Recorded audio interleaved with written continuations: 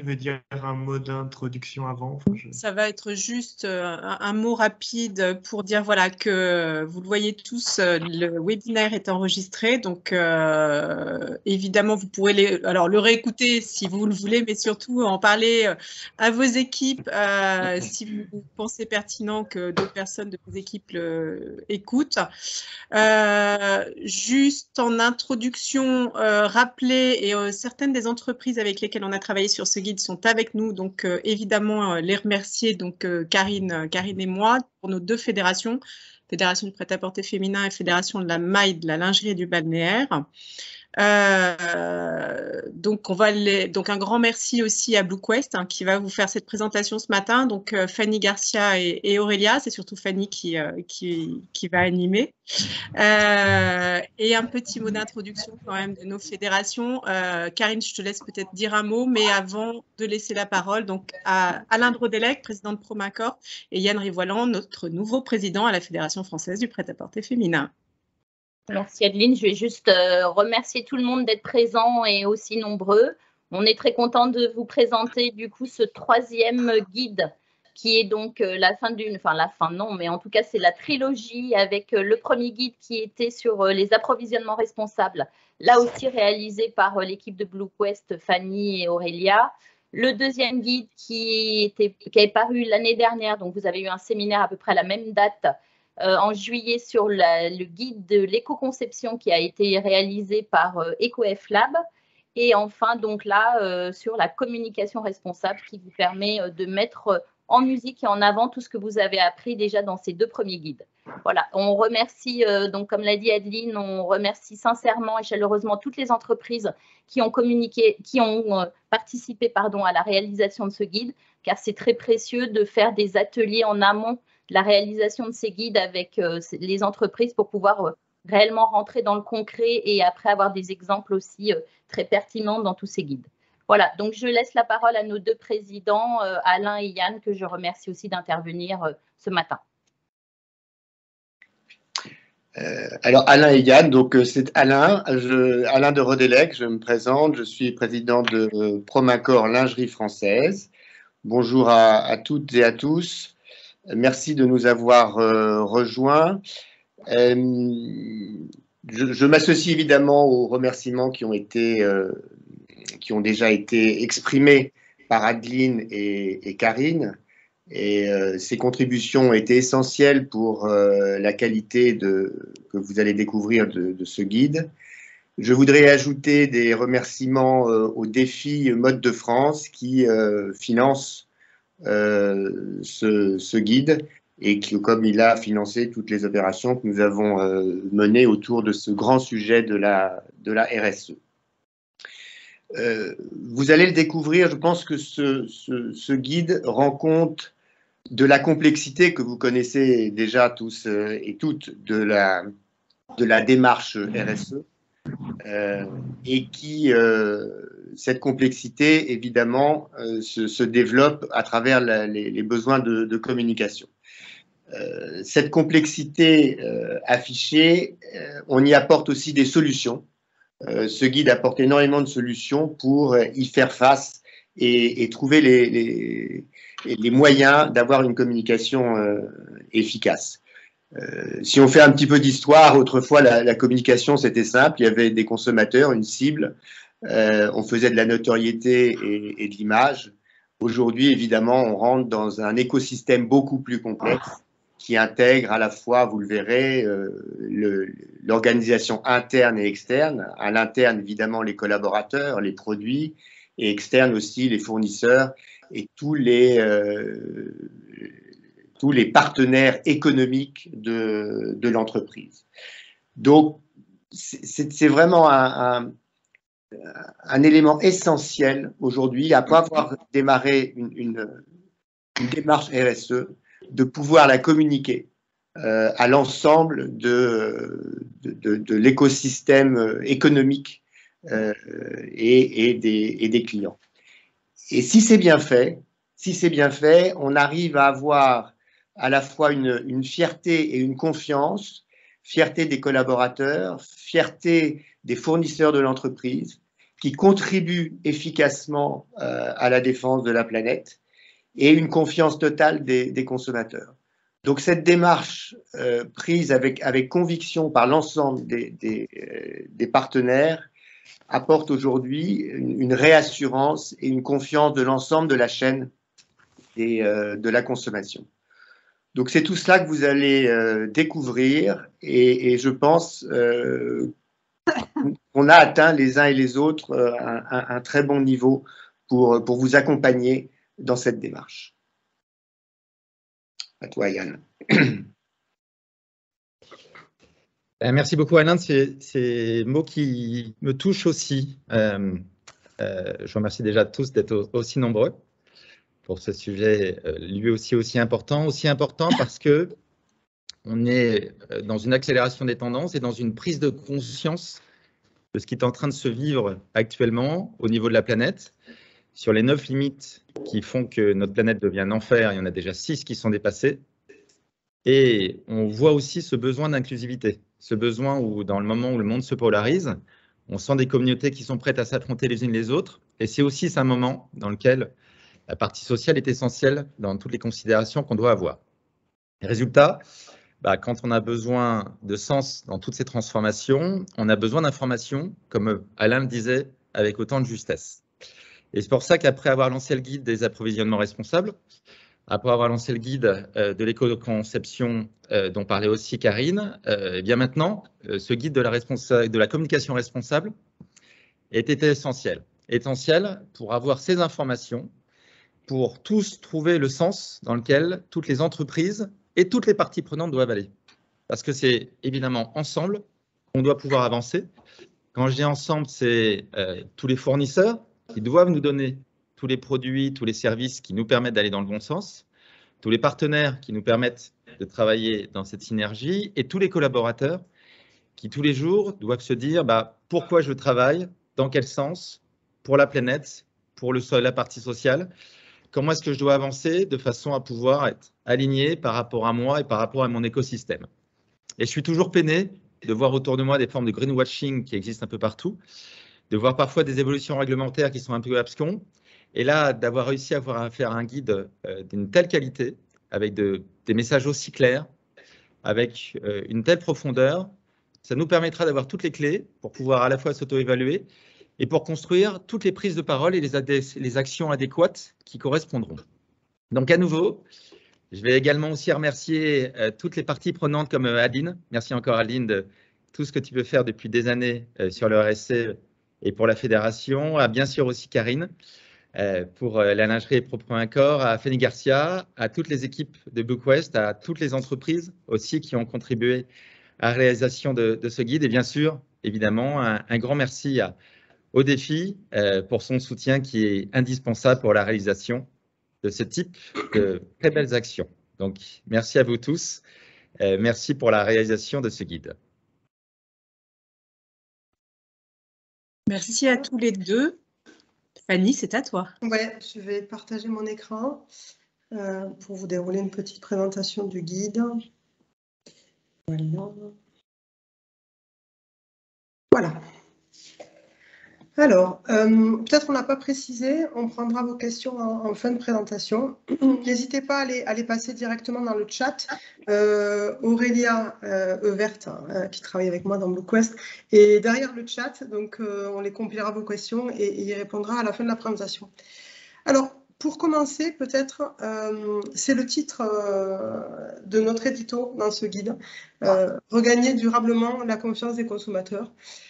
Si on regarde les dernières années en matière de RSE dans le secteur de la mode, on a eu une mobilisation très très forte en France sur, disons, les 5 dernières années, de nouveaux acteurs engagés sur la RSE, la mobilisation aussi d'acteurs plus longuement présents sur ce marché-là. Et puis récemment, avec cette montée en puissance des démarches de responsabilité, une envie forte de communiquer. Avec, c'est vrai, peut-être on peut le dire, hein, certaines pratiques, c'est un sujet qui est extrêmement complexe, qui ont pu mener à un questionnement et de temps en temps, pourquoi pas même à une certaine défiance des consommateurs qui se questionnent sur, on va dire, la part de vérité dans les discours qu'on peut recevoir des marques sur la responsabilité sociale et environnementale.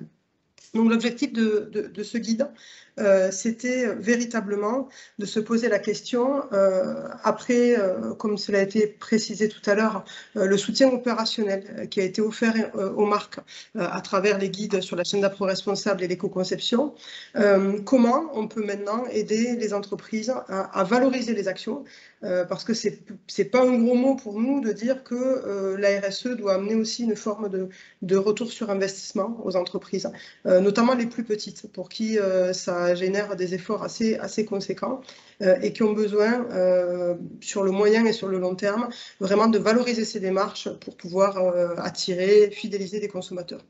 Donc, on sent aujourd'hui, et nous on le voit à travers notre prisme de consultants et les demandes qu'on peut avoir des entreprises, si on avait des demandes post-Rana Plaza très très fortes sur la vigilance, le management des droits humains dans la chaîne d'appro, le management de l'empreinte ou l'amélioration de l'empreinte environnementale plus récemment, aussi très dynamisé avec tous les projets et les initiatives sur l'affichage environnement, on a de plus en plus de demandes sur la communication responsable.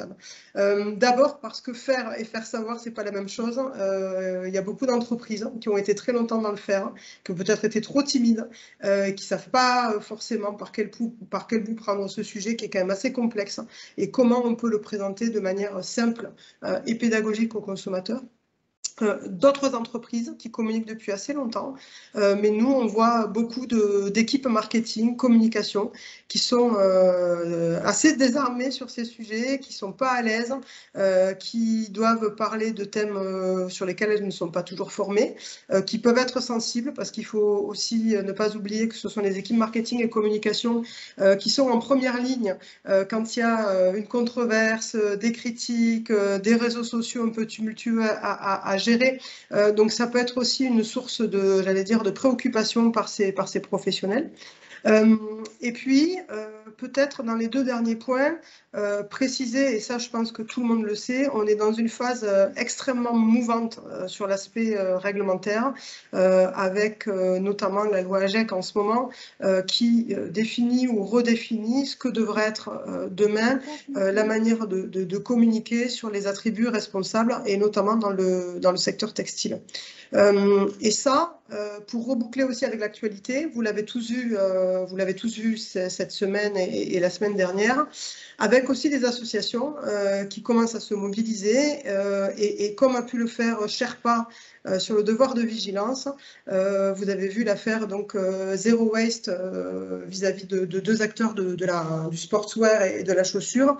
Ben voilà, maintenant des acteurs et des parties prenantes ONG qui se mobilisent aussi sur les sujets de greenwashing. Donc c'est vrai que pour les marques, c'est vraiment un domaine qui est assez complexe et sur lesquels on souhaitait les aider.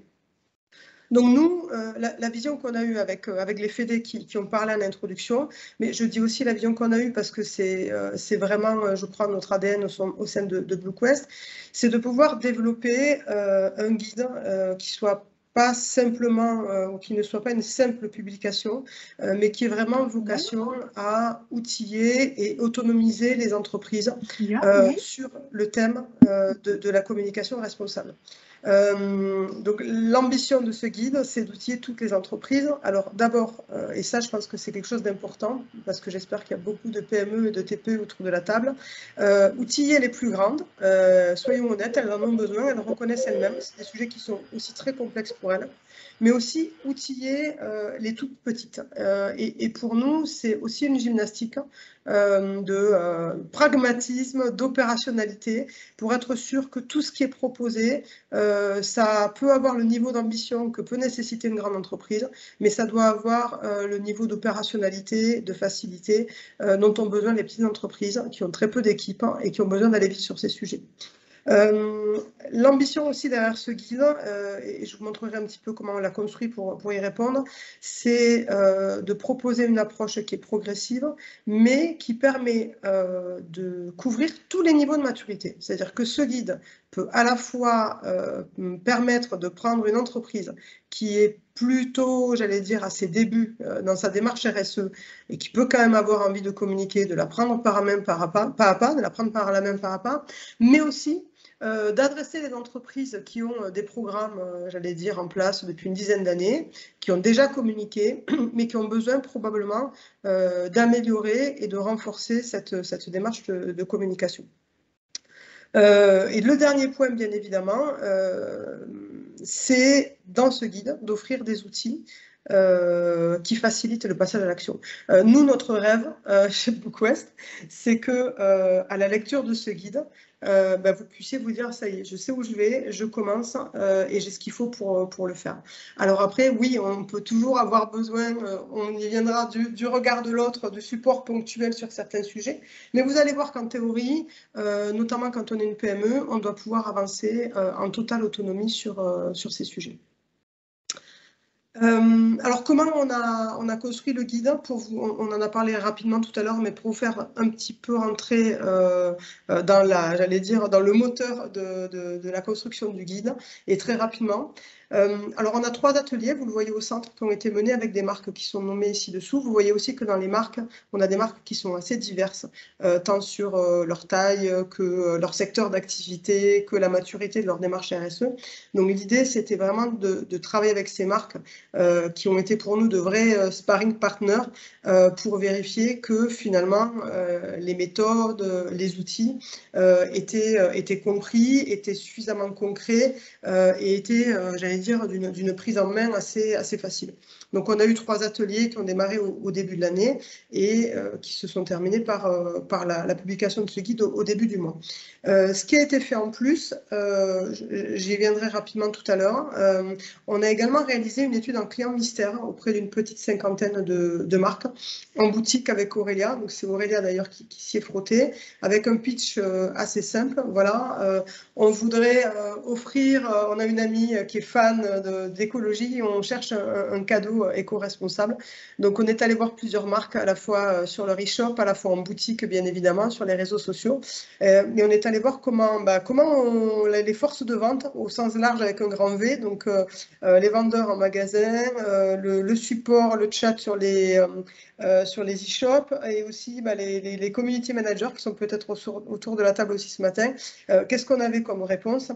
Et ça nous a aussi aidé à affiner cette partie à la fois je vais y revenir donc, de travail sur la communication et d'aide aux équipes internes, forces de vente pour mieux relayer la communication RSE des marques. Et après, effectivement, la stratégie de communication produit pour voir comment on peut avoir une stratégie qui soit, j'allais dire, totalement pédagogique, claire, sexy pour le consommateur, mais sur laquelle aussi la force de vente, elle puisse, j'allais dire, vraiment jouer son rôle. Et en conclusion, peut-être, à la fin de ce processus, peut-être que les fédérations pourront en dire un mot et enfin y revenir. On aura, à partir du 2e semestre de l'année, des ateliers applicatifs avec plusieurs marques pour les aider concrètement et opérationnellement à mettre en place les actions qu'elles souhaitent mettre en œuvre dans le cadre de ce guide-là, donc sous une forme j'allais dire, de suivi et de coaching. Voilà pour le développement du guide. Alors, qu'est-ce que je peux vous dire de ce guide pour ceux qui ne l'auraient pas encore téléchargé? Il se décline en 3 volets. Donc, le guide, comme d'habitude, comme les guides qui sont produits par les fédérations d'habitude, vous allez voir que c'est un guide qui est organisé par cible de communication et sur lequel on a vraiment un fil rouge qui est une méthode pas à pas de construction de sa stratégie de communication RSE. Donc, dedans, on trouve des ressources et aussi quelques études de cas. Ce guide, il est adossé à un outil, donc à chaque partie et pour chaque partie prenante, vous trouvez en introduction, je vous montrerai tout à l'heure, un lien vers un outil de veille auquel vous avez tous et toutes accès, qu'on a alimenté pendant tous les mois, donc depuis le mois de novembre dernier, de travail sur ce guide-là. Donc cet outil de veille, il comprend à la fois des news, des bonnes pratiques, des points de référence et quelques, j'allais dire, publications assez centrales, par exemple des notes de l'ADEME sur certains éléments de communication. Et donc on y fait référence, il y a des allers-retours dans le guide. On continue encore à mettre à jour cet outil de veille. Donc voilà, donc ça peut être aussi un rendez-vous pour aller approfondir certains éléments du guide. On voulait aussi que le guide ne souffre pas d'un vieillissement accéléré parce qu'il était basé sur des news qui dataient de l'année dernière. Donc là, on a effectivement quelque chose qui est mis à jour régulièrement et qui vous permet de donner un petit peu de profondeur de champ aux thèmes qui sont traités dans le guide. Et c'est un travail qui est très éditorialisé. On ne met pas toutes les news qui sortent sur la communication responsable, mais en tout cas, nous, en notre âme et conscience, on met les articles qui nous semblent aujourd'hui importants de connaître pour des marques qui se lancent dans ce travail-là. Et puis, bien évidemment, dernier point, on a les outils, comme je vous le disais tout à l'heure, on a deux types d'outils. On a des outils en open source. Cette année, on vous a laissé en fait certains outils dont on s'est dit que vous alliez jouer avec, les utiliser pour faire des présentations à votre comité de direction, à votre COMEX. Donc pour vous faciliter le travail, vous aurez accès à ces outils en open source et au format PowerPoint, donc pour pouvoir les passer à votre main, à vos masques, travailler dessus et faciliter aussi le travail de réflexion et de partage avec les équipes. Et puis, on a également, pour ceux qui sont encore très papier, on a également fait une version de ces outils en format impression. Donc, vous voyez, ça veut dire un format 4/3, donc qui correspond à votre format imprimante. Et puis aussi allégé en couleur photo et encre pour que vous ne tuiez pas votre cartouche d'encre quand vous imprimez nos outils si vous voulez travailler avec les équipes. Donc voilà, donc vous avez ces outils sur deux formats et c'est des outils bien évidemment que vous retrouvez aussi dans le guide et qui sont à télécharger avec le guide. Voilà pour la structuration et la présentation du guide, en tout cas sur la forme. Sur le fond, alors ça, c'est un diagramme que vous trouverez dans le guide et qui illustre le périmètre qu'on a choisi d'adresser dans ce guide. La communication responsable, c'est un sujet qui est extrêmement vaste. Donc, on a segmenté à travers ce graphique en, on va dire, 4 pavés. Donc, on a 2 pavés sur lesquels beaucoup d'entreprises travaillent depuis très longtemps, qui sont globalement les impacts des campagnes de communication. Donc, le premier pavé, c'est l'impact écologique d'une campagne de communication. Par exemple, je ne sais pas, si je fais beaucoup de publicité papier dans les boîtes aux lettres, j'ai peut-être avoir une consommation hyper élevée de papier et puis un impact en termes de pollution locale, ou je vais faire de l'événement. On sait aujourd'hui que les événements ont des empreintes environnementales significatives. Donc, comment je fais pour réduire l'empreinte environnementale de mes campagnes de communication? Le deuxième sujet qui relève un petit peu de l'impact des campagnes de communication, c'est tout ce qu'on peut avoir comme enjeu éthique, donc que ce soit au global, sans parler de RSE, la décence des messages, la loyauté, la véracité des messages promotionnels. Donc ce sont 2 énormes enjeux de la communication responsable, mais on a choisi de les mettre de côté pour se focaliser sur 2 autres enjeux qui sont importants, la communication RSE. Donc la communication RSE, comme la RSE étant un contenu, et donc je valorise bien évidemment ma démarche RSE auprès de mes parties prenantes, c'est le point 4, donc mes clients notamment, c'est ce à quoi on pense en premier, mais aussi la communication comme, j'allais dire, accélérateur de la démarche RSE. Aujourd'hui, si vous voulez que votre programme RSE y tourne, il faut la communication adaptée, on va le voir, à ses collaborateurs, à ses fournisseurs et d'une certaine mesure aussi à ses clients quand on les fait participer à certains aspects de vos chantiers. Donc, sur les 2 premiers pavés, pour pas qu'il y ait de frustration, et je le précise, vous retrouverez quand même dans le guide des références pour avancer sur les points 1 et sur les points 2, notamment sur l'impact écologique des campagnes de communication. L'ADEME a fait un site dédié auquel on fait référence dans le guide et sur lequel vous trouverez tout un tas de ressources, que vous soyez sur des projets de communication événementielle, digitaux ou papier. Donc là, je ne dis pas que tout a été dit, c'est des sujets qui avancent et sur lesquels on peut continuer de se questionner, mais en tout cas, il y a une bonne base de travail. Sur le point 2 et l'éthique des pratiques de communication, on renvoie aussi vers un code qui est pour nous vraiment une norme centrale et qu'on retrouve après dans tous les pays, dans les réglementations de tous les pays, qui est le code de la Chambre de commerce internationale, donc sur lequel on met aussi un lien dans le guide et qui permet là aussi de screener sa démarche, notamment par exemple quand on communique auprès de publics vulnérables comme des enfants, des adolescents, il y a vraiment certains principes qu'il faut avoir en tête et qu'on peut appliquer. Donc nous, on s'est plutôt concentré sur les points 3 et 4 et vous voyez que ce qui nous a motivés pour travailler par partie prenante, c'est qu'effectivement, selon la typologie des parties prenantes avec laquelle on va travailler, on va avoir finalement un poids du corps qui va être ou plus porté sur la diffusion de pratiques RSE pour accélérer le programme. C'est le cas surtout de l'interne qu'on va essayer de motiver et d'engager sur le programme RSE. Et sinon, peut-être un effort qui va plus se porter sur la valorisation de la démarche. Et c'est un élément qui est beaucoup plus fort sur les parties prenantes externes, puisque c'est vraiment des parties prenantes qu'on veut rallier à son entreprise et qu'on veut faire grandir avec l'entreprise. Donc voilà pour le périmètre qui a été choisi dans ce guide. Mais je le répète, globalement, on ne traite pas de fond en comble les points 1 et 2, mais on vous donne quand même quelques clés pour commencer à travailler sur ces sujets-là. La méthode, alors attention, graphique de consultant. Ce qu'on veut vous montrer, c'est que on considère premièrement qu'il y a une étape, en tout cas il y a des étapes dans la communication RSE. Et donc qui partirait plutôt de l'interne, d'une communication RSE plutôt vers les collaborateurs, une communication opérationnelle vers les fournisseurs et les partenaires, qui permet globalement de se préparer. Donc ça, c'est le petit point 1 blanc que vous lancez et qui permet de se lancer tranquillement. Ça veut dire que aujourd'hui, avant de vous lancer sur une communication externe RSE, on est sur des termes complexes, on est sur un domaine très réglementé, on est sur un domaine à risque. Bon, ça vaut la peine de s'essayer en interne.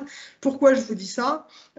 Si vos collaborateurs ne comprennent pas votre communication, bon, il y a quand même peu de chances que vos clients la comprennent. Deuxième exemple, avec Aurélia, quand on fait des formations sur la communication responsable et qu'on montre des exemples de campagnes qui peuvent être assimilées à du greenwashing, même de manière implicite, en formation, tout le monde trouve pourquoi ça ne va pas. Et paradoxalement, quand il s'agit de votre propre communication, peut-être parce qu'on est pressé, peut-être parce qu'on va vite, peut-être parce qu'on n'a pas le temps de solliciter ses collaborateurs sur la communication, mais on ne voit plus rien. Donc voilà, donc commencer par l'interne, c'est déjà une bonne manière de faire. Donc, quand on commence et qu'on est une entreprise et qui n'est encore pas tout à fait à l'aise sur le domaine de la RSE, ce guide, il permet voilà, de se lancer en interne tranquillement avec les bonnes clés et les bons objectifs. Il permet ensuite, dans un deuxième temps, dans la communication, on va y venir institutionnelle, d'adresser les grands fondamentaux RSE parce qu'il y a aujourd'hui des sujets qu'on dit matériels, c'est-à-dire sur lesquels on a une obligation presque de communiquer si on ne veut pas faire de greenwashing, parce que ce sont les sujets clés auxquels doivent répondre les acteurs de la mode. Et puis, pour ces débutants, on commence aussi à donner les premières pistes pour valoriser commercialement sa démarche. Donc ça, c'est ce qu'on promet aux entreprises qui démarrent sur la RSE. Ce qu'on promet aux entreprises qui sont un petit peu plus aguerries, c'est sur la partie interne, vous allez le voir que finalement, on a identifié avec les entreprises autour de la table des axes d'amélioration assez forts, à la fois sur la communication vers les collaborateurs, et j'y reviendrai, la force de vente, mais aussi sur la communication vis-à-vis des fournisseurs, qui est aujourd'hui centrale si on veut relever certains des défis, notamment environnementaux, mais aussi sociaux, sur la chaîne de valeur.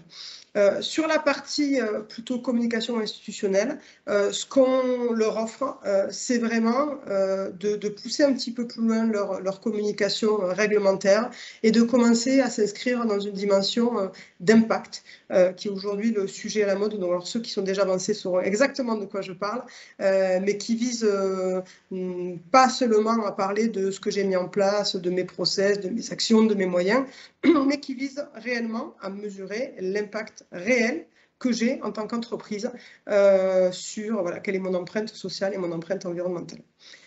Et puis, les derniers 2 points sur lesquels on voudrait challenger les grandes entreprises, c'est à la fois le principe de redevabilité, c'est-à-dire jusqu'où je vais dans le fait de rendre des comptes à mes parties prenantes externes. Et surtout aussi, ça je pense que ça va intéresser tout le monde parce que c'est un sujet qui agite beaucoup, comment je me prête au jeu de la transparence et où est-ce que je mets le curseur sur ces sujets-là. Et puis, dernier point, peut-être, pour les entreprises les plus engagées, sur la communication responsable, il y a un enjeu très très fort d'engagement des clients dans des modes de consommation alternatifs. Et donc, on ne peut pas se contenter de communiquer de manière descendante aux clients. Il faut trouver de nouveaux moyens de faire bouger les lignes sur la consommation responsable. Ça peut être un objectif que se fixe une grande entreprise. Donc voilà. Et le début de ça, c'est bien évidemment le diagnostic pour savoir un peu où on se situe sur cet échiquier. Et dans le guide, on a mis un petit outil. Alors, quand je dis un petit outil, c'est une petite dizaine de questions à répondre et qui vous permet de vous positionner dans certaines parties du guide parce qu'on juge que voilà, il faut peut-être revoir cette partie-là ou que vous êtes plutôt avancé et que donc vous pouvez commencer à vous atteler à la communication commerciale. Donc ça, c'est quelque chose qu'on fait souvent. Bien évidemment, je pense que le guide a vocation à être lu dans son ensemble par l'ensemble des marques, mais en tout cas, ce diagnostic, ça peut permettre de vous positionner, d'avoir une lecture un petit peu plus rapide et en diagonale du guide pour pouvoir démarrer. Donc voilà pour la méthode qui est déroulée dans le guide. Donc vous le voyez, on a des planches de couleurs pour que ce soit assez lisible avec ensuite des planches qui se déclinent sur les mêmes coloramas par partie prenante. Donc on a un premier volet qui couvre la communication aux parties prenantes internes, donc les collaborateurs, les fournisseurs et les partenaires et les investisseurs. Donc on dit interne parce que c'est des parties prenantes qui interagissent au quotidien et qui font partie de la chaîne de valeur, qui sont au cœur de la chaîne de valeur de l'entreprise. Et puis, on a une seconde partie qui couvre la communication au grand public, aux médias, aux ONG. Et puis, in fine, c'est la partie que peut-être tout le monde attendait, la communication aux consommateurs et aux clients. Donc, vous voyez que quand même, quand on adresse la communication RSE, avant d'en venir aux clients, il y a tout un tas d'étapes, tout un tas de problématiques sur lesquelles il est bon de se poser des questions pour être sûr qu'on peut arriver in fine avec une communication qui est vraiment bien complète et adaptée quand on passe à de la communication qui va être beaucoup plus visible et donc qui peut vous mettre en risque. Après, nous, on a confiance sur le fait que c'est pas tellement la communication qui vous met en risque, c'est plutôt comment vous communiquez. Donc, c'est vraiment important de soigner le comment pour que cette communication in fine au grand public et aux consommateurs, elle soit le plus dérisquée possible. Donc, dans le guide, vous le voyez sur les petites illustrations, pour chacune des parties prenantes que je viens de citer, on va trouver à chaque fois une revue des cibles prioritaires. Donc, on a effectivement, vous le verrez par exemple quand on parle des collaborateurs, bon ben voilà, les collaborateurs, le grand public interne, c'est un public, mais on a aussi des personnes à qui on voudrait probablement communiquer différemment. Par exemple, le comité de direction, par exemple, je ne sais pas moi, les personnes qui sont au cœur du plan d'action RSE. Donc, pour chacune des parties prenantes, on identifie des cibles prioritaires. Pour la communication institutionnelle, vous doutez bien que quand on parle de grand public, de médias et d'ONG, bah, là aussi, il y a des priorisations à faire. Donc, on essaie de vous donner un premier set de lecture pour prioriser vos cibles et travailler de manière beaucoup plus, j'allais dire, fine et précise sur les objectifs et les grands messages à développer. Pour ces principales cibles aussi, on vous donne, vous le voyez sur la droite là, on vous donne des objectifs clés de communication. Donc dans le guide, vous trouverez ces objectifs, ils sont souvent cliquables, donc ça peut vous permettre voilà, de dire ben, ça je l'ai déjà fait et ça c'est ce que je me fixe demain.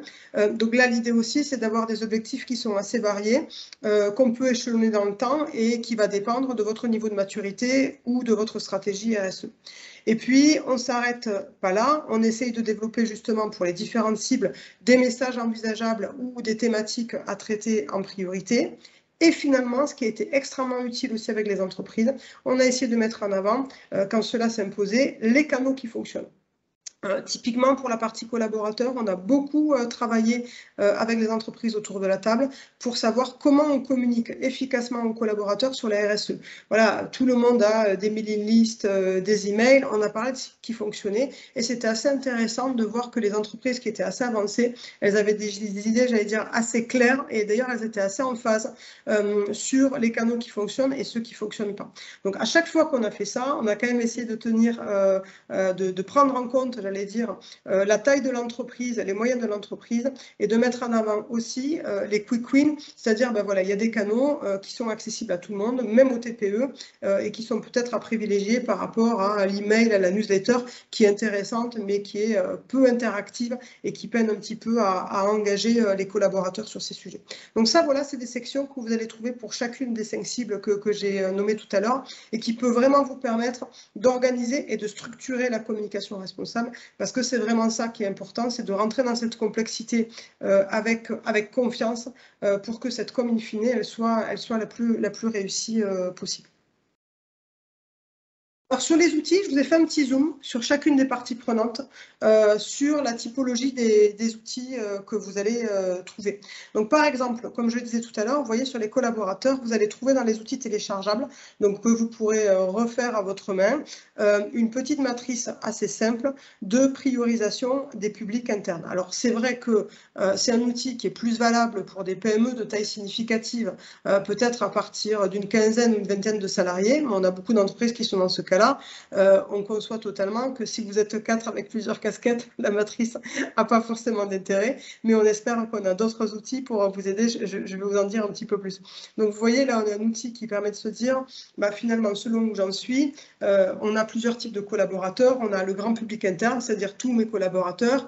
On a les candidats qu'on a envie aussi de recruter et d'attirer sur la base d'une politique RSE, j'allais dire, mieux-disante.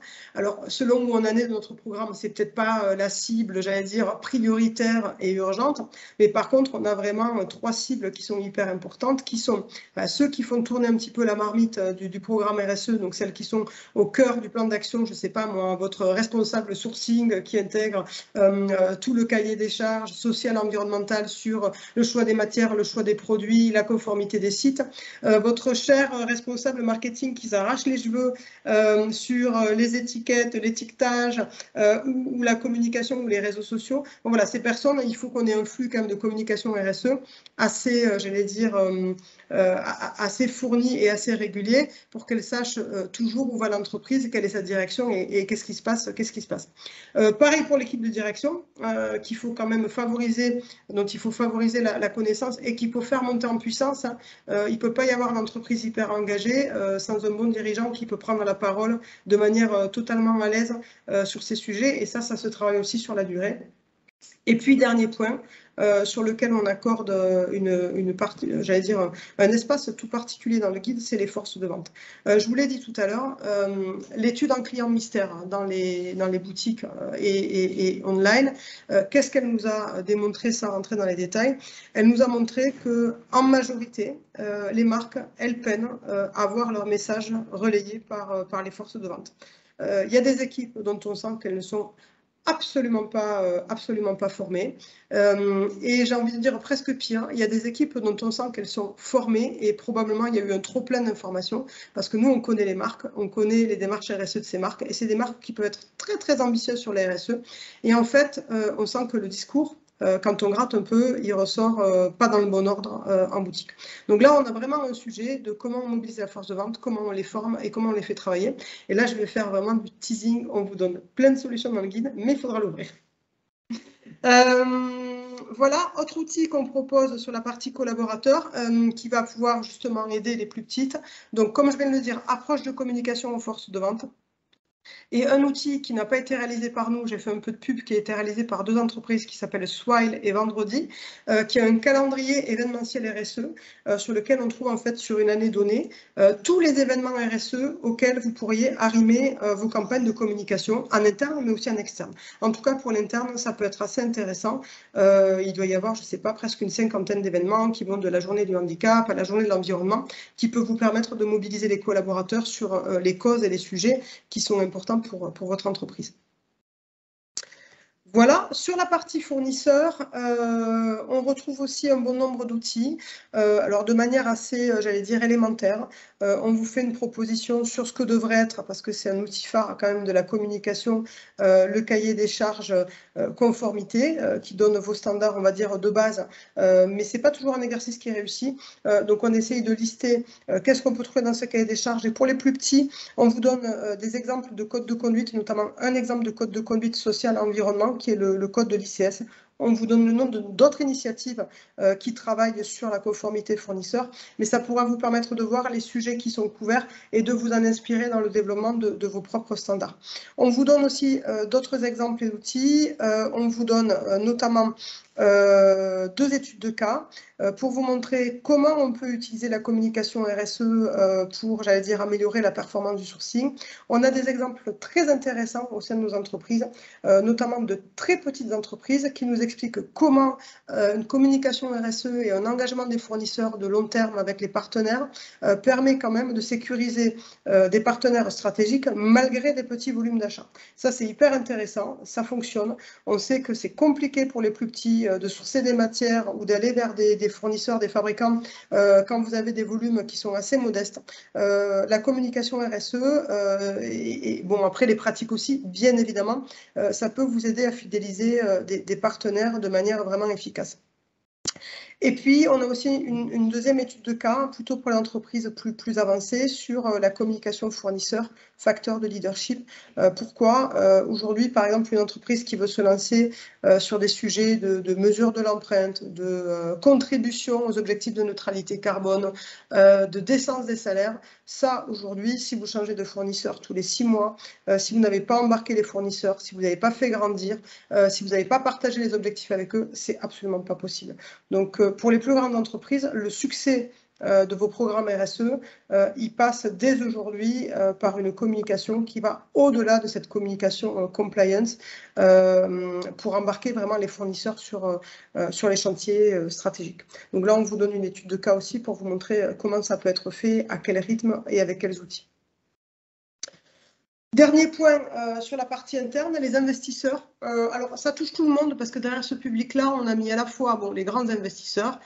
Ça, les grandes entreprises, elles sont rompues à cet exercice parce que c'est un exercice qui est déjà réglementé. Mais aussi, on voit parmi les entreprises, on a des entreprises qui sont en recherche de fonds. On a de plus en plus de fonds qu'on appelle à impact, c'est-à-dire qui vont déjà vous questionner sur quelle est votre approche, qu'est-ce que vous faites, qu'est-ce que vous apportez au secteur et quel est votre impact social et environnement. Donc, il faut savoir communiquer à ces investisseurs de manière concrète et factuelle. Et vous verrez que c'est un exercice assez normé.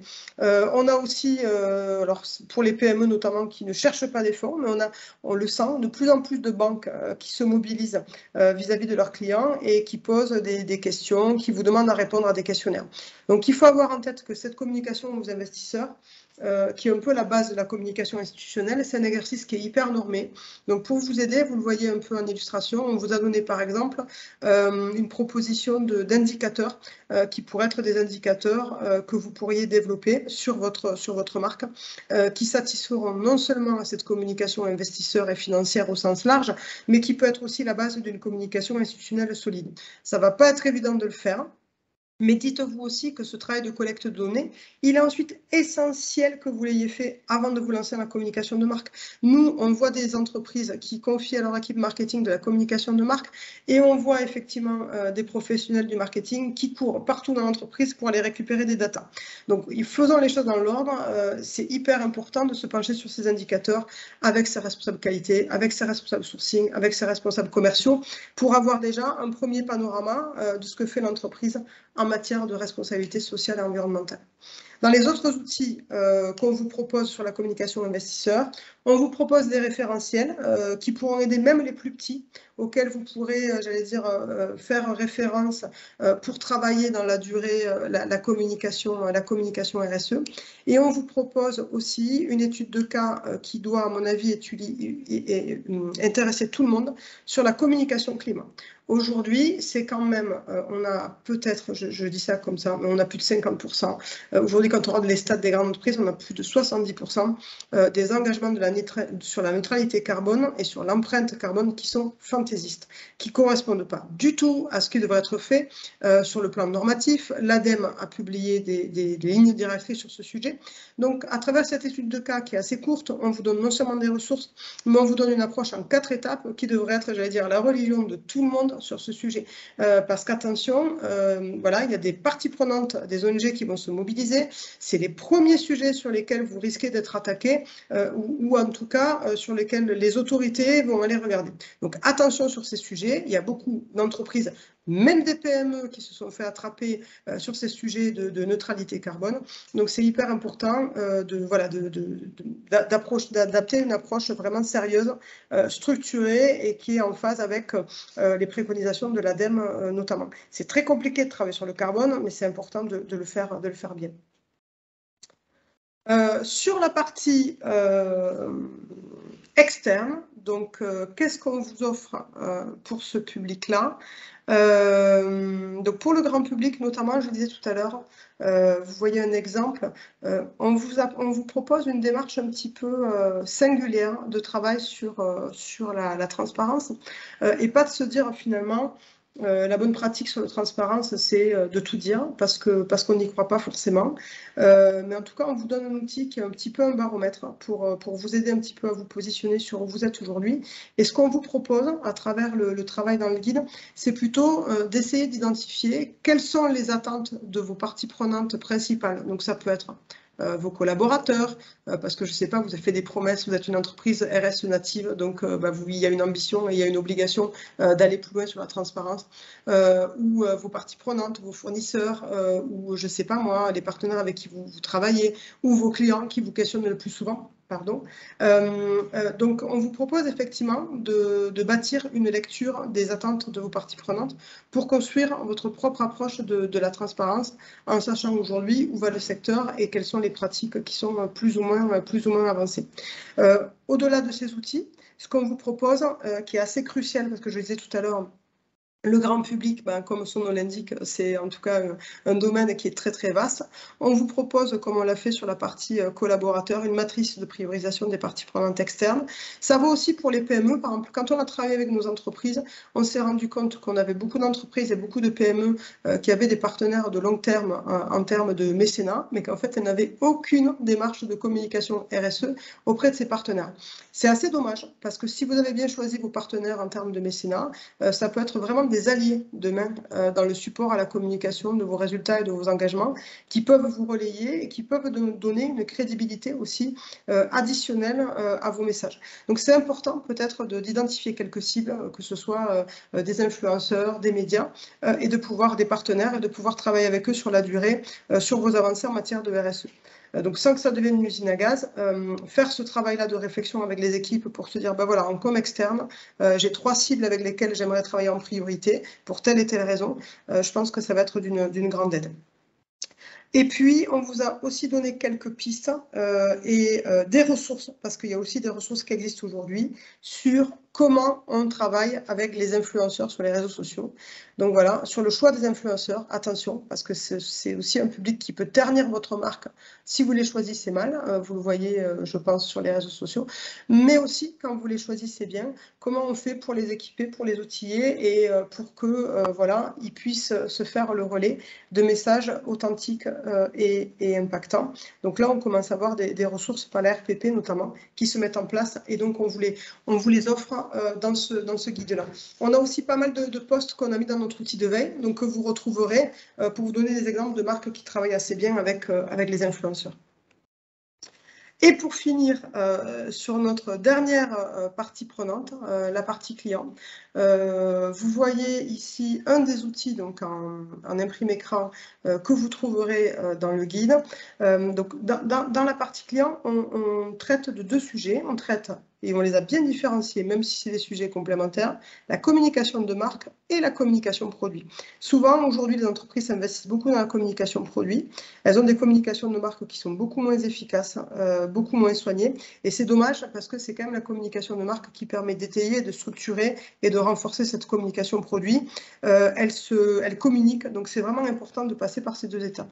Donc l'outil que vous voyez ici, il touche la communication de marque. Et dans le guide, en fait, on propose une méthode d'élaboration d'un territoire de communication RSE. Aujourd'hui, vous voyez, il y a beaucoup de marques qui se positionnent sur ces sujets. C'est hyper important d'avoir une communication RSE qui est la vôtre, qui répond à vos enjeux, qui répond à vos envies. La RSE, c'est un domaine qui est hyper vaste et il n'y a pas de priorité finalement dans une démarche RSE. Le local, c'est bien. Le fair trade, c'est pas local, mais c'est super aussi. L'efficience écologique, c'est génial et c'est pas forcément à opposer à un grand travail sur l'inclusivité ou le bien-être des consommateurs. Et en même temps, vous ne pourrez jamais tout faire.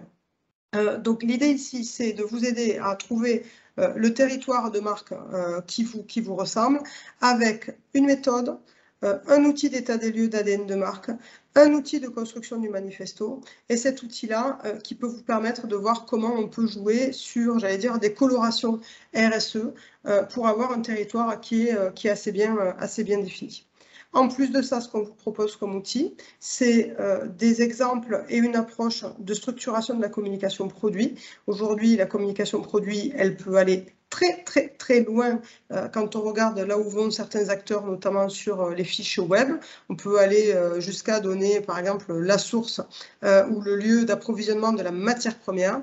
Donc là aussi, c'est des sujets sur lesquels il faut choisir ses combats, savoir pourquoi on communique telle et telle information sur le produit, savoir de quoi on a besoin et avoir une communication par la preuve. Donc ça se pense. On ne peut pas faire des étiquettes comme ça en 3 jours et les confier aux équipes marketing sans avoir pensé sur le plus long terme la manière dont on va structurer cette communication produit. Sinon, c'est clair que vous allez avoir des problèmes en bout de course. Et puis, pour terminer sur les chapeaux de roue, ce qu'on vous propose à la fin du guide et pour aider les équipes, même si bien évidemment, pour prévenir le greenwashing, il faut travailler avec ces équipes, avec ces juristes. Si vous n'avez pas de juristes, travaillez avec les fédés parce qu'elles en ont. Mais en tout cas, pour vous aider déjà à réfléchir, on vous a fait un petit stress test greenwashing en 25 questions. Vous prenez votre com, vous vous posez les 25 questions qu'on a listées et normalement, si vous ne passez pas l'une des questions, c'est qu'il y a un sujet qu'il faut retravailler. Donc voilà, je pense que ça pourra vous être utile et c'est un outil que vous pourrez faire tourner en équipe, qui vous servira aussi d'anti-sèche et de formation pour vraiment, j'allais dire, bien structurer et renforcer votre communication RSE sur la partie produit. Voilà, je termine. Qu'est-ce que je peux vous dire en conclusion? Et une fois qu'on a téléchargé le guide, qu'est-ce qu'on fait? Donc la première étape, vraiment, qui est importante, c'est, et c'est un bon point de départ, on peut le faire seul ou on peut le faire en équipe dans une réunion d'1 heure, c'est faire son autocritique. Où est-ce qu'on en est? Qu'est-ce qu'on en fait? Qu'est-ce qu'on fait bien? Par rapport aux objectifs qui sont proposés dans le guide, sur quoi je dois travailler en priorité? La deuxième étape, vous le verrez, je ne l'ai pas dit, mais dans le guide, en fait, on vous propose aussi, il est téléchargeable, un plan de communication RSE type, c'est de commencer à formaliser ses priorités. Alors, par exemple, si je commence à peine, comme je disais tout à l'heure, la priorité, c'est peut-être de structurer l'information sur les enjeux clés pour avoir les bons indicateurs, la bonne information, et puis en parallèle, de continuer à travailler si on sent qu'on est un peu léger sur certains sujets. Si vous avez envie effectivement d'accélérer sur la communication de marque ou la communication produit, penchez-vous d'ores et déjà sur la communication auprès des forces de vente. N'amplifiez pas ces communications si les équipes elles sont pas capables de relayer les messages en boutique. Ça, c'est la priorité pour cette année. Et puis, si vous êtes vraiment hyper avancé, c'est hyper important aujourd'hui de dynamiser la communication auprès des fournisseurs et partenaires. Avec les différents experts de BlueQuest, on travaille très souvent sur la chaîne d'appro. On voit très peu d'acteurs qui ont des communications vraiment structurées avec des contenus qui permettent d'amener les fournisseurs sur des projets ambitieux. Donc ça, pour les leaders, c'est la priorité et je pense qu'il y a toujours du mieux à faire sur ces sujets. Une fois que vous avez les priorités, c'est de mobiliser les bonnes parties prenantes sur les chantiers clés. Donc ça veut dire que ce n'est pas simplement un sujet d'équipe de communication, c'est aussi un sujet des experts fonctionnels, par exemple des équipes RH pour la communication aux collaborateurs, des équipes sourcing sur certains messages qui seraient plus techniques. Donc c'est vraiment important de travailler en multidisciplinarité sur ces sujets.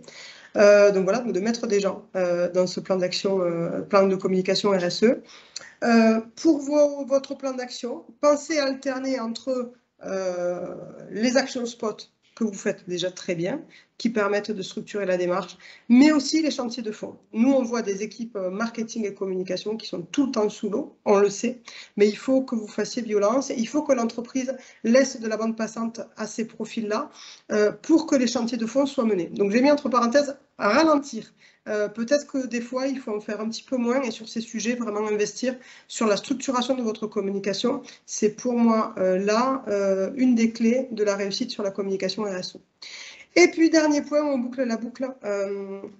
Cherchez le retour critique. Je l'ai dit en introduction, avant de lâcher une com, avant de lâcher une étiquette, retrouvez-vous, comme certaines font essayer vos produits aux équipes, retrouvez-vous en équipe ou à côté de la machine café, dites voilà, mais ça c'est l'étiquette qu'on va sortir, vous en pensez quoi? Vous comprenez, c'est clair, est-ce que vous pensez que ça peut être perçu comme du greenwashing? Pour être sûr que ça fonctionne. Et puis solliciter aussi peut-être les retours critiques à l'extérieur. Les fédérations, quand vous en faites partie, c'est des très bons sparring partners sur ces sujets. Les experts avec qui vous travaillez au quotidien, ou pourquoi pas les fournisseurs aussi, donc n'hésitez pas à le faire. J'ai fini. Et maintenant, si vous voulez, on peut prendre vos questions. C'est bon? Super. Merci beaucoup, Fanny. Merci, Fanny. Alors, Sylviana, je ne sais pas si... Là, il n'y a pas eu de question.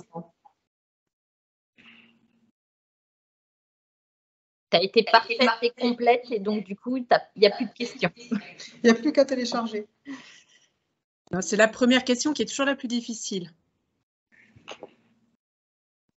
J'ai profité, en tout cas, la fédération a profité de vous mettre un petit lien justement dans le Teams pour vous dire effectivement que le 18 octobre, le cabinet BlueQuest a animé une formation qui est justement sur la communication responsable. Donc, n'hésitez pas à en prendre connaissance.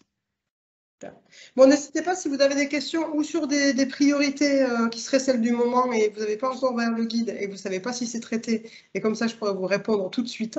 Et aussi sur le travail avec les équipes. Je ne sais pas si les équipes de communication aussi qui veulent peut-être témoigner. Ça peut être hyper intéressant. Si vous n'avez pas envie de prendre la parole, posez-nous la question dans le chat, on la relaie, on y répond. N'hésitez pas. Bonjour Fanny. Allez, je me lance. Je suis Émilie Rignelodi, je suis en mission à l'Exception, qui est un site de vente en ligne de créateurs de mode. Et donc, par rapport à la problématique carbone et aux ambitions que vous avez décrites un peu comme farfelues, ou en tout cas pas dans les objectifs fixés, pour les PME et TPE, ce qui est compliqué, c'est que le bilan carbone vient comme une démarche volontariste, il n'y a pas d'obligation parce que la taille de l'entreprise est petite. Et pour autant, c'est une démarche qui est super louable et sur laquelle il faut communiquer. Sans pour autant se dire qu'on va être à moins 50%, qu'on va être dans les objectifs SBTI. Donc, la question, c'est est-ce que vous pensez que c'est quand même la peine de communiquer dessus? Comment faire valoriser cette démarche sans pour autant prendre trop de risques? Voilà. Les questions sont rapides. Pardon Aline, j'ai vu un message sur le chat, mais ça ne concerne peut-être pas la question. Bon voilà, je ne sais pas si c'était clair. Alors, pour répondre à cette question, je trouve que c'est une bonne question parce que c'est vrai que, pour être honnête avec les entreprises qui sont autour de la table, on en a parlé avec les entreprises lors de la production du guide. Aujourd'hui, travailler sur une trajectoire de contribution à la neutralité carbone, qui est aujourd'hui un exercice qui est normé. Alors, par SBTI, mais on pousse aussi une méthode de l'ADEME et ça je le précise parce qu'on la pousse dans le guide. Elle s'appelle, je veux pas vous dire, elle s'appelle ACT, excusez-moi, elle s'appelle ACT. Et je tiens à dire, alors vous n'allez pas trouver ça dans le guide, mais vous allez trouver facilement qu'aujourd'hui, il y a des aides sensationnelles jusqu'à plus de 70% pour les PME pour financer des bilans carbone de scope 1 et 2, donc ça c'est rapide, et 3, et surtout pour participer à la méthode ACT qui permet de travailler sur la modélisation d'une trajectoire carbone. Donc ça, déjà, on peut lever l'enjeu sur les coûts. Et si vous allez sur le site de ACT, vous allez avoir toutes les informations. Alors, je le précise, malheureusement, c'est en anglais, mais vous allez avoir toutes les informations, et c'est une initiative française. Et vous allez avoir aussi la liste de prestataires qui réalisent cette méthode. Donc, vous pouvez déjà entrer en contact. Ensuite, donc ça, c'est assez compliqué, je vous l'avoue, mais il y a des aides. Ensuite, si on répond, pour répondre à votre question, je pense qu'il y a quelques années, il y avait déjà pas mal de marques qui communiquaient sur leur démarche environnementale. Et je pense qu'on peut communiquer sur le carbone, même si on n'a pas une ambition démesurée. Mais par contre, il faut adapter le contenu de sa communication à l'ambition. C'est-à-dire que si l'idée, c'est d'optimiser, d'être plus éco-efficient, c'est super, je pense qu'il faut le dire, il faut donner des exemples, il faut être sûr que vous donnez des exemples qui sont sur les enjeux clés. Par exemple, ne me dites pas, voilà, on fait des efforts sur le carbone, on a, je dis n'importe quoi, on éteint l'éclairage au siège. Ok, bon, bah, franchement, c'est pas le sujet, quoi. Donc, on parle beaucoup de matérialité dans le guide, ça reste quand même important de parler de ce que vous faites sur la logistique, de ce que vous faites sur les produits, c'est bien là le cœur du sujet. Et donc, après, je pense qu'il faut avoir une communication qui reste modeste, qui est sur les moyens qui sont mis en œuvre, et en se disant, ben voilà, si on n'est pas, j'allais dire, en capacité de réaliser ce travail de bilan scope 3 et de définir une trajectoire avec le prestataire, il faut s'en tenir là. Après, moi, je pense qu'avec un prestataire, vous pourriez demain, si vous le réalisez et que vous demandez des aides pour un bilan scope 3, il faut demander à titre optionnel, mais plus qu'optionnel au prestataire, de pouvoir vous aider à établir quelque chose qui ressemble à une trajectoire qui est plus sérieuse, pour effectivement passer sur une communication qui va au-delà des obligations de moyens ou au-delà de l'éco-efficience de base. En tout cas, oui, c'est ouvert, mais il faut faire attention comment vous manipulez, en tout cas en tant que PME, des concepts qui sont un petit peu complexes. Et l'ADEME a fait un recto verso sur la communication carbone qui me semble assez bien fait. On donne des exemples, par exemple, de Decathlon qui communique de manière hyper pédagogique à ses clients. Donc, il y a ces exemples-là sur lesquels une PME peut s'arrimer. Je pense que c'est des exemples vertueux dont elle peut s'inspirer. Merci beaucoup, Fanny.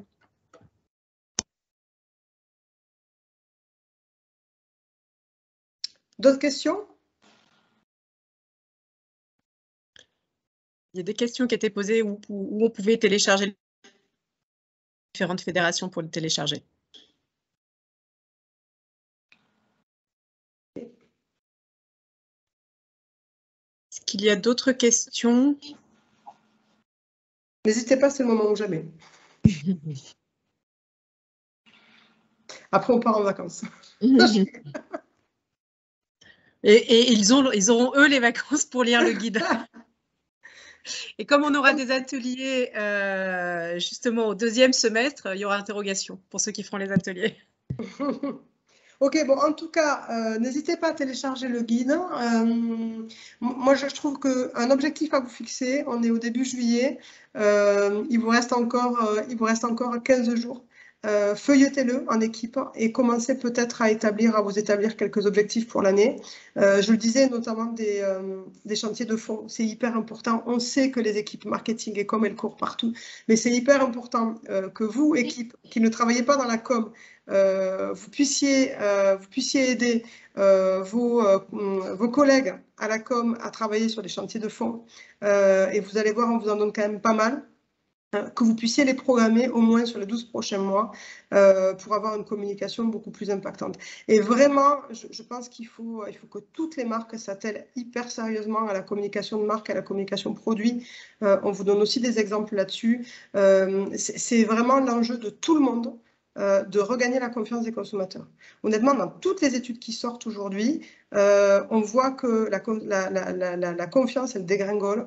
Nous, on l'entend de la part des marques, de ce qui remonte en boutique. Il faut vraiment adopter une communication par la preuve. Il y a urgence, il y a vraiment urgence. Sinon, vos efforts, les efforts de chacun seront réduits à néant.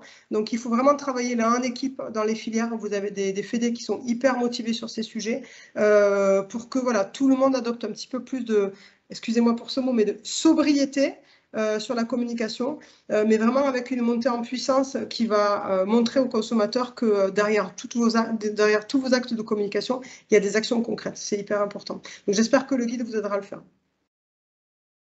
Il y a juste une question qui s'est ajoutée, c'est sur les participants, à qui sont réservés les ateliers. Donc, c'est plus une question pour Adeline et Karine. Alors, les ateliers à toutes les marques qui sont à jour du défi, puisque là encore, c'est un financement défi. Donc, voilà, à toutes les marques qui sont à jour de leur cotisation. On va très rapidement caler les dates, donc on vous en informera, j'espère, avant l'été pour que vous puissiez vous organiser. Donc, on est sur des ateliers qui se tiendront au 2e semestre, comme je l'ai dit. Ok, je vois qu'il y a des questions qui sortent après la lecture du guide. Donc, alors, on répondra aux questions pendant les ateliers. Et après, je pense que si vous avez des questions après la lecture du guide, je pense que le plus simple, c'est de les transitionner à vos fédés. Et on pourra effectivement, dans une communication ou dans les communications, revenir dessus ou à travers les ateliers, ou nous faire des réponses globales aux fédés sur la base des questions qui reviendraient le plus souvent. Et merci à Eric Soroka qui a mis le lien sur Acte dont tu parlais, Fanny. Merci Eric. Il y a un lien dans le guide, hein. Vous verrez dans le guide, je crois que dans les référentiels de communication institutionnelle, on a mis Acte justement comme un des outils sur la partie carbone qui peut être utile pour les PME. Allez-y d'ailleurs, dépêchez-vous parce que les aides, elles sont par année, donc il faut prendre le train maintenant. Je confirme, c'est l'écho qu'on a eu de la thème. Bon, mais je vous laisse clôturer. Alain. Voilà, Alain qui est là. Oui. Alain qui est là. Oui. Bon, d'abord merci parce que c'est vraiment passionnant, complet et puis présentation très très synthétique. Et très synthétique sur un sujet qui, on le voit, est immense. Moi, je voudrais revenir sur toute cette chaîne. Finalement, on parle beaucoup de la supply chain et maintenant, on a une supply chain RSE qui est essentielle et qui permet effectivement à l'ensemble de la chaîne de se sentir en sécurité, à la fois dans le présent et aussi pour l'avenir.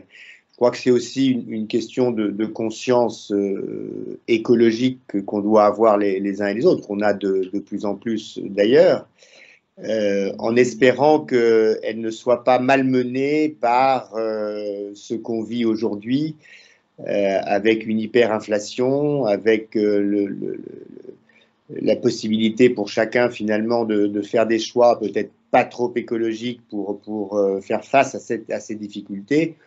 D'une façon générale, on voit qu'aujourd'hui, on avait prévu de fermer des centrales à charbon, qu'on les rouvre. Donc ça, c'est pas pour notre métier, mais c'est plus au niveau gouvernemental. Donc, malgré tout ça, il faut tenir bon, et c'est une démarche vertueuse qui doit être une priorité absolue. Quels que soient les événements qui peuvent nous distraire les uns et les autres de cette démarche. Mais on voit bien que c'est compliqué et en même temps essentiel. Donc ce guide va, une fois encore, apporter plein de réponses à des sujets difficiles, aussi par rapport aux normes, hein. On l'a évoqué, elles deviennent de plus en plus complexes. Et il faut pouvoir y répondre efficacement. Donc le message, c'est tenez bon les uns et les autres pour aller au bout, car il en va effectivement de notre survie future à bien des égards, de notre démocratie, de notre vivacité, et on sait qu'elle peut être attaquée tous les jours. Donc c'est un message très général, pardon, mais c'est ces démarches-là qui permettent de faire prendre conscience à chacun et à chacune de nos responsabilités et d'avancer. Merci.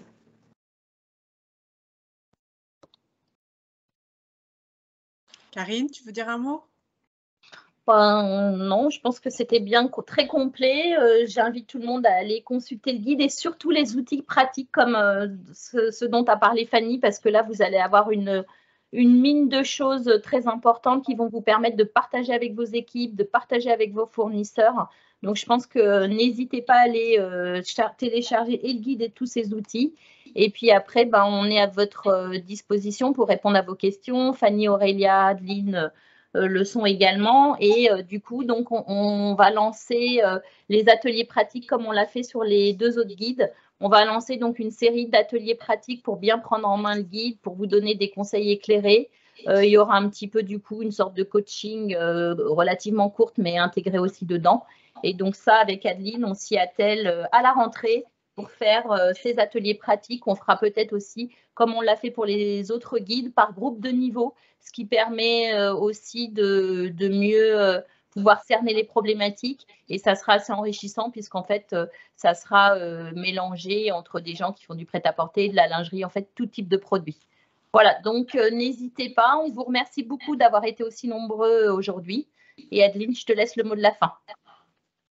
Tout a déjà été dit, donc on va libérer tout le monde. Voilà, donc le message, c'est on est à votre disposition, n'hésitez pas.